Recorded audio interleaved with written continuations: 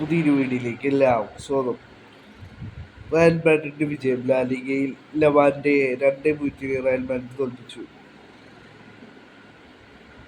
ആർമിലോയുടെ കീഴിലുള്ള ആദ്യ വിജയമാണ് റയൽ മാഡ്രിഡ് ഇന്ന് കുറിച്ചത്. കളിയുടെ 58-ാം മിനിറ്റിലായിരുന്നു റയൽ മാഡ്രിഡിന്റെ ആദ്യ ഗോൾ വന്നത്. കിലിയൻ എംബാപ്പെ റയലിന് വേണ്ടി ലീഡെടുത്ത ഗോൾ സ്വന്തമാക്കുകയായിരുന്നു. പെനാൽറ്റിയിലൂടെയായിരുന്നു കിലിയൻ എംബാപ്പയുടെ ഗോൾ വന്നത്.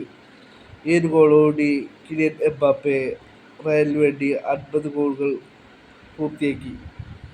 പിന്നീട് കളിയുടെ 65-ാം മിനിറ്റിൽ റയലിൻ്റെ രണ്ടാം ഗോൾ വന്നു.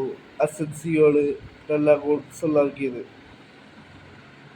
ഈ ഒരു ക്ലീൻ ഷീറ്റ് വിജയത്തോടുകൂടി റയൽ മാഡ്രിഡ് നിലവിൽ പോയിന്റ് ടേബിളിൽ രണ്ടാം സ്ഥാനത്താണുള്ളത്. 20 കളികളിലും 48 പോയിന്റുകളുമായി ലാ ലീഗ പോയിന്റ് ടേബിളിൽ രണ്ടാം സ്ഥാനത്താണുള്ളത്.